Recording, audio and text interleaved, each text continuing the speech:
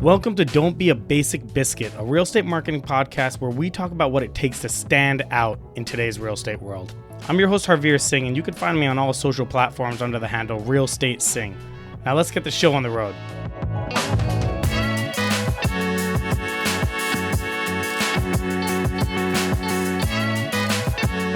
Hello, and welcome back to Don't Be a Basic Biscuit. Today we have a special guest and a special topic that I think is incredibly important. We're going to be talking about public speaking.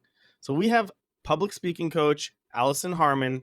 She works at and is the founder of UTAP Today.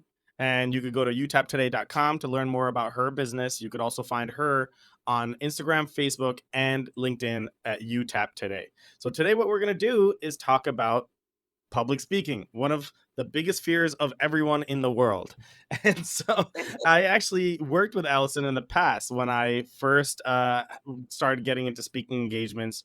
And she helped me big time on one of my first talks and making sure that I didn't use filler words, maybe getting over fear and kind of prepared for that speech the proper way. So Alison, why don't you give us a little information about yourself? Yes.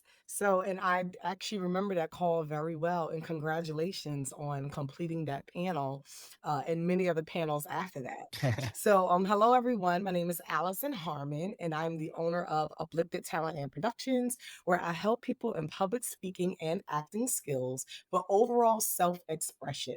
So, I help people with public speaking when it comes to working in a group, when it comes to working individually, as well as when it comes to working in your career and in your craft.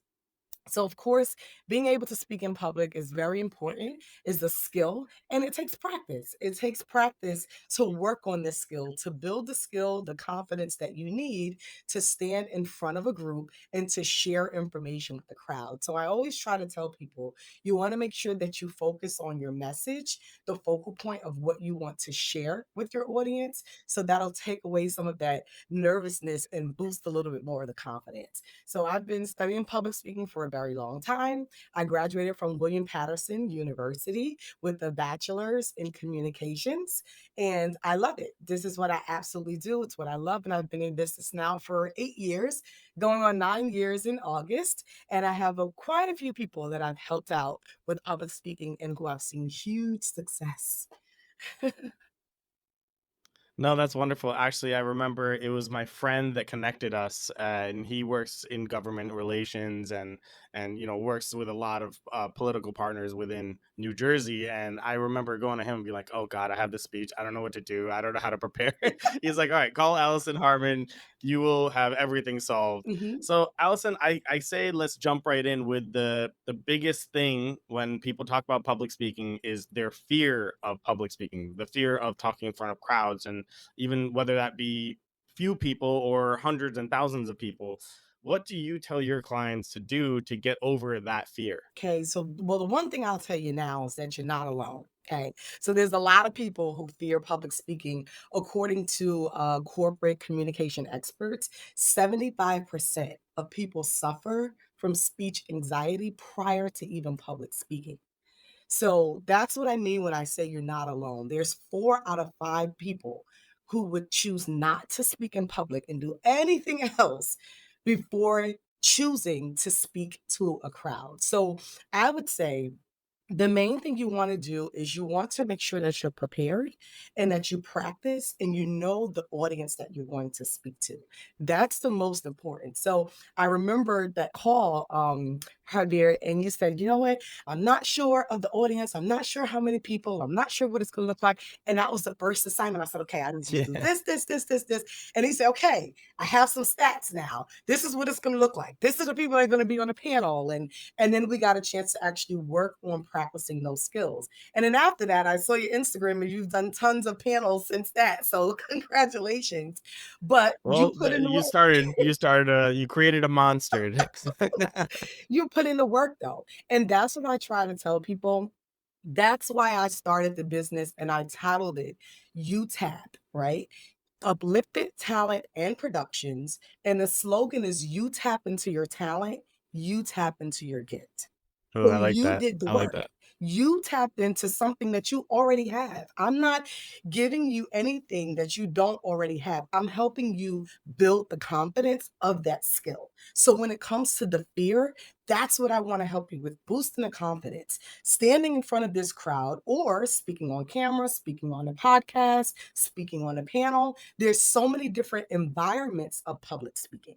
So eye contact is important.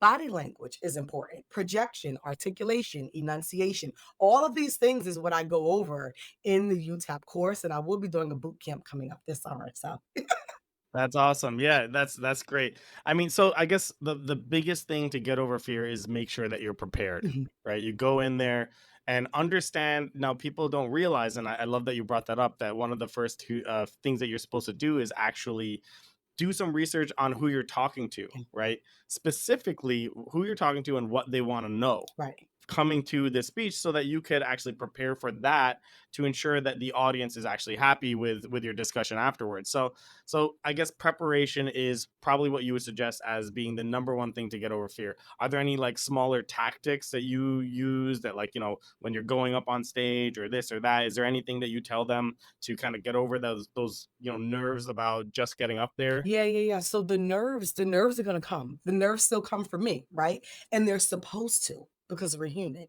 They're supposed Yeah. to come, right? So you're supposed to be nervous because you're human. But the first part of that is yes, we have to practice. Yes, we have to prepare, but you also have to accept what's happening in the moment. So in that moment, before I go up and speak, I'm telling myself, okay, I'm accepting that I'm nervous. I'm accepting that this is a different audience for me. I'm accepting that this is a new opportunity for me, but I'm still a little nervous, even though I prepared, even though I practiced. So you have to accept how you're feeling at the moment. Once you accept that, then you can move into, okay, now how can I change this around? I've already accepted it verbally. Right? Yeah. So sometimes you may have to do that, go to the bathroom, talk to yourself, and just say, okay, I know I'm nervous. I gotta pump myself up. It's okay to do those things. And I still do those things up until this day. So when you're preparing and you're standing in front of that group, you're knowing your audience, then you want to focus on who are you talking to. So when it comes to a group of teens, when it comes to a group of kids that you're talking to, are you talking to seniors? Are you talking to government officials? Are there other real estate agents, right? Are there people who are well versed in the topic that you're going to be sharing? Or is this all Oh, true. beginners?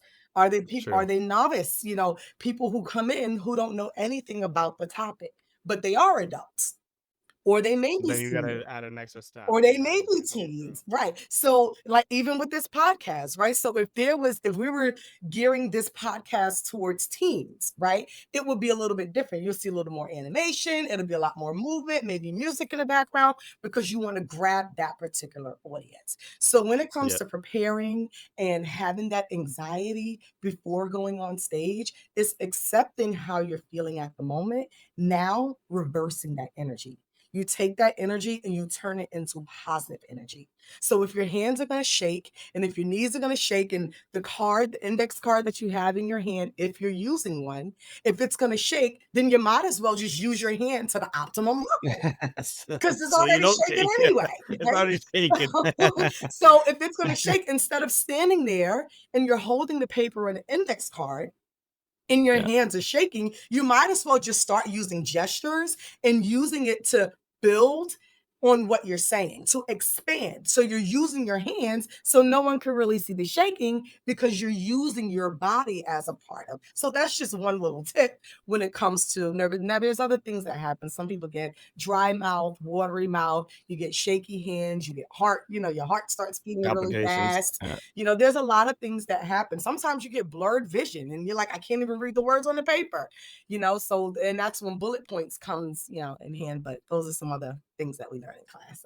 Yeah, we'll jump into that. So I want to actually jump back. You mentioned using your hands. So body language. What would you say for body language? Well, how important is it? What would you suggest? More movement, less movement? Whatever comes natural. What do you think is the most important when it comes to body language in a speech? Yeah, so when it comes to body language, I think that it's most important to do what feels natural. Okay. So you don't want to stand still the entire time because you want to make sure you're captivating the audience and then you're holding their attention once you captivate them. Okay.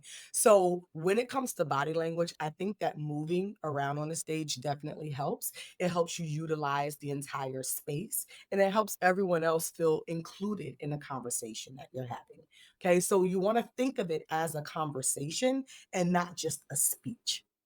The Yeah. the weird part is that you don't hear anyone else saying anything in the audience to respond back to you, but you can get direct feedback by making eye contact and looking at the head nods in the audience. Yeah. Or you look at some of the confused faces like, "Wait, what is she saying?" Maybe they didn't So follow. Yeah. right. So that means when it comes to a real estate term or any other terminology, you might have to define that a little bit more because you got a couple confused faces in the audience.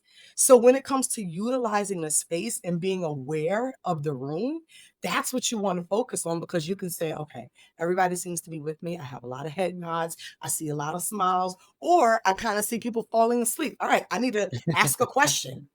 I need to make this Yeah. interactive, but you won't know Yep. those things if you're not using body Being language, aware. using the stage, utilizing the entire room so that you can build that confidence. And one tip that I would give you to help with body language is when you're home and you're practicing that speech, make sure you practice that speech standing up. Don't practice sitting down. Great. That's the first Smart. tip. Yeah, because then you could look at yourself in a mirror and kind of see what you're doing as well. Mhm. No, that's great. So another thing that I think is a hot topic with public speaking, and I did it just before we jumped on. We were talking about what we were going to talk about, and I said, yeah, so we're also going to talk about filler words, and I was like, oh, I just did it.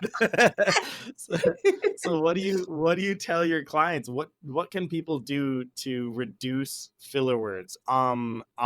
And Like, anything else, like literally so blah blah blah. So yeah, so there you go. So what do you do to tell your clients how can they reduce filler words? yes, so filler words is definitely very common. I'm actually working with a client now, and that's a skill that she wants to polish up on is speaking clearly and fluently without having all of those extra filler words in there. So here's a tip I'll give you for filler words. Slow down.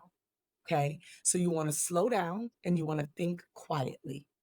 So when you're using filler words, you're thinking aloud. That's why the and the so, because you're gathering your thoughts, but you're doing it verbally.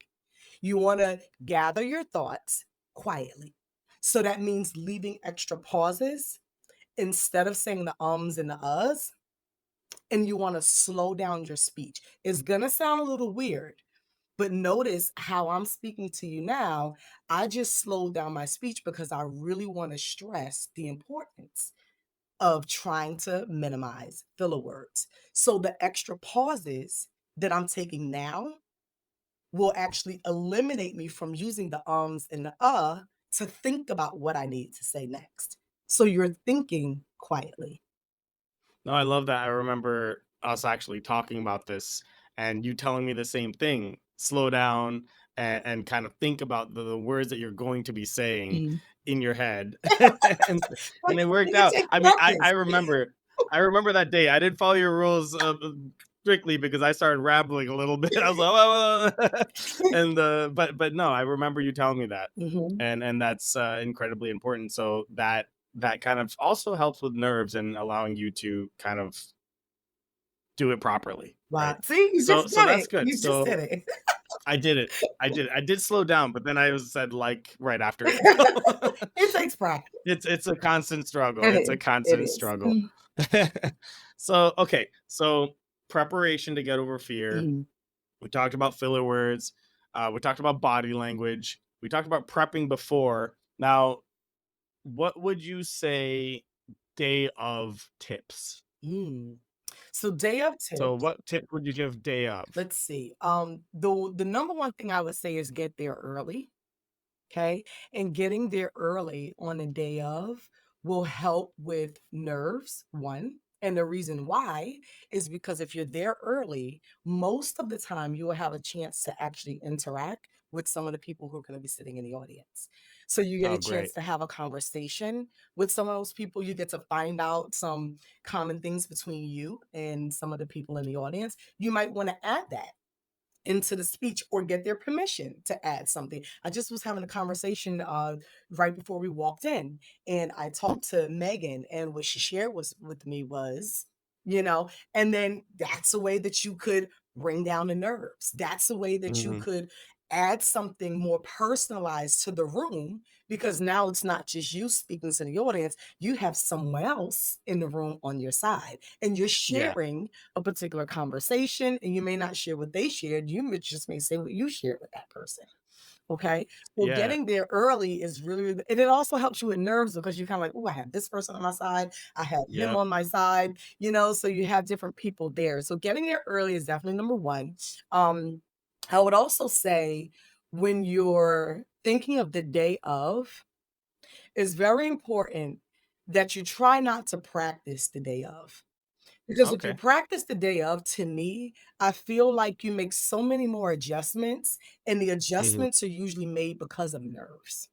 So if Yeah, you and it's last practice second. yeah. If And you you start practice stumbling. weeks before, days before, the day of, allow your mind to rest. Allow your mind to take in what's actually going to happen that day, to take in the atmosphere, right? So I don't think that you should practice on the day of when you're going up to speak. I think that all of the preparation that you've done prior to will show.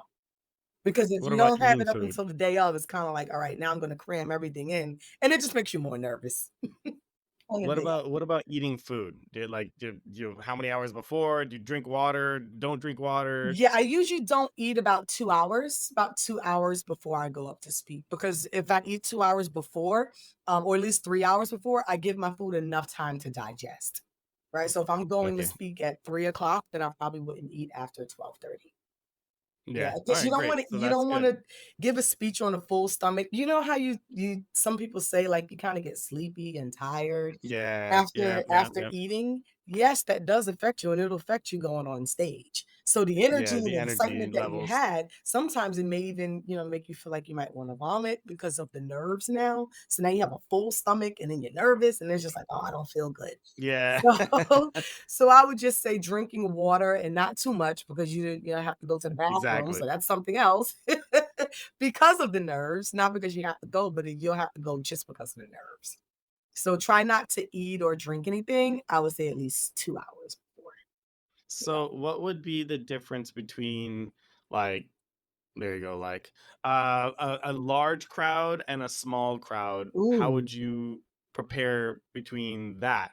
Some people may have for example, as in real estate, we have seller buyer seminars where it might just be a room of 10 people or it might be a room of 20 people versus some of the stuff that I've done where I'm sitting in front of hundreds of people now. So what would you say, is there a difference in preparation between the two things? So let's just say it was a buyer seller seminar and it was a smaller crowd. What would you do in that aspect to prepare that would be different from, let's say, a larger crowd? Yeah, I would say most of the preparing would be similar. Okay, there's very few differences, and that would come based on the size, like what you just said. So the preparation would still be similar. The difference I would say with a larger crowd is that you want to make sure that you're utilizing the room. So when you're used to smaller groups, you have just a small group of people that you need to connect eyes with. But how can you connect eyes with somebody that's sitting on like the 44th row? You know what I mean? Like, how can you Yeah. connect with that person that's on the last seat or, depending on how big it is, if it's an arena, in the balcony? How can that person feel like they're sitting on the front row? That's when words like charisma come in hand. That's when questioning come in hand because you want to make those people feel connected to your speech. You want to give them something to do, give them a question to Yeah. think about so that they can feel, oh wow, okay, how can I connect with Harveer when he's up here on the stage and he's talking about real estate, he's talking about making sales, he's talking about, engaging with families and helping them find a dream home, right? So how can I connect with him? He's all the way up there and I'm all the way in the back. So now I guess all I just have to do is listen and take notes. A lot of that will come with the verbal usage of your words. Okay. So when it comes to a larger room, you want to think about utilizing your words differently so that it can connect to the person sitting in the last row.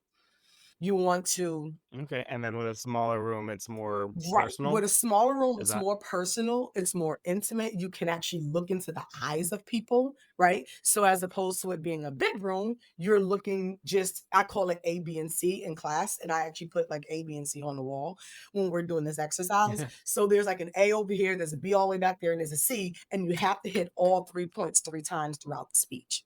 Like that's an activity that I do. So and it doesn't have to be in order. It can be at any point of the speech, but you have to look in that direction. That's for a big room. In a smaller room, you can actually look into the eyes of people, which is also something that I do for we call it for acting is mock audition day. And then, oh, okay, so for public speaking, I call it the recital. It's a mock recital day. So I'll have about 4 people come in halfway through the class. And when they come in, they're sitting as an audience and they already have notes. They've already been prepped on what to do. And this is a small group of maybe 4 or 5 people. And they're looking for you to make eye contact with them. And they're marking how many times you look at them throughout their speech. Like, and then they give that feedback to me, and then we just say thank you, goodbye, and I continue on with the class, and I work on that feedback that was given from the audience. That's how we build. Yeah, no, that's great. That's great. So, what do you think is important that maybe we didn't cover? Is there something that we didn't cover that you think that would be beneficial to the audience to hear?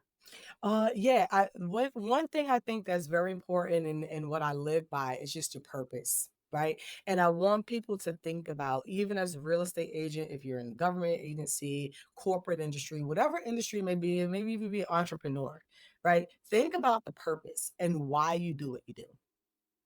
When you think about the purpose and you think about why you do what you do, how do you feel about sharing this with millions of people?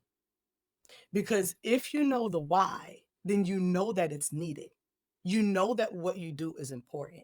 You know that people going on to a website and searching for themselves on how to find a house and I'm going to do this without, an agent because I think I can just figure it out on my own. If you know the importance of why you do what you do and how important it is for people, you have to be able to build the skill of public speaking. And the reason you have to do that, not only is it to boost your confidence for your why, but it's also to boost career advancement, personal advancement, social connections with other people, collaborations, boost sales. A lot there was one time I was sitting in a gym and I talked to, one of the guys that was sitting there. We was just chatting away. And eventually I told him, I said, look, it sounds like in this conversation, you have a lot of money waiting for you on the table. And he's like, what? And I'm like, you Yeah. just said they several people at your job, including your boss, asked you to move up. And you don't want to move up because you can't do a morning meeting for public speaking. This is why he didn't want to move up. He's like, "I have the skills. I Wow. love what I do. I've been doing it for 15 years now." And I'm like, "Really?" He's like, "Yeah, but Wow. I just can't get past the morning meetings. I don't want to do a morning huddle." I'm Oh like, gosh. well, You're how leaving money many on the people can table. you impact? And they've been trying to get him to move up. So, I work with them and I gave him some, some coaching tips and things like that. And eventually I did see him later on. He was like, hey, you know what? I took the position, I boosted up the Oh, confidence. that's great. And that's what I mean by boosting up so that you can create more sales, so that you can create that personal development and advancement in your career. Knowing your why That's awesome. is important because your Yeah, so, why is going to you help go in millions of there. people. Yeah. Yeah. Yeah, and if you go in there believing what you have to say is important, then you will, I guess, also take the nerves away. You're going in there with a purpose and you believe what you're saying, Yeah. it becomes more believable to the audience as well. Right. So no, that's a great tip. So tell me about UTAP today. How can people get in touch with you and what type of classes do you do? Personal group classes and what can people do to stay engaged with your brand? Yeah, definitely. So you can find tons of information on the website, UTAP Today. So just go to utaptoday.com. That's UTAPTODAY.com. When you go there, you'll see tons of information on services provided, both for acting, for public speaking, for workshops, boot camps. I will be having a boot camp coming up in the summer, and it will be one for acting and it'll be one for public speaking. Okay, it'll probably be a 2-day boot camp is what I'm Great. shooting for. So that'll be coming up this summer, 2024. We normally run classes in the fall and in the spring, and then I do one-on-one sessions as needed, starting at any time. The one-on-one sessions normally start for 3 sessions at a time at 350. Okay, great. Yeah, I think that's the one that I took with you. Yes. I did Yep, the you did the one-on-one 3 sessions. sessions. Mhm. Yep, and look at where you are now. All right, great. So guys, there you go. Yeah, look, I mean, clearly it worked. Guys, so UTAPTODAY. Follow her on Instagram, Facebook, and LinkedIn. Yes. Go to the website, UTAPTODAY, to find out more about the type of classes she does. I could guarantee you'll love it. And I think it was super important for me to be able to at least talk to a professional in the public speaking field to be able to get myself rolling. Now I am starting a podcast, so it's all talking now. So, uh, so no, I do give some credit to Allison here for the help there. Allison, thank you so much. I appreciate your time, and I always end off my podcast episodes saying the same thing: don't be a basic biscuit. Thanks for listening in.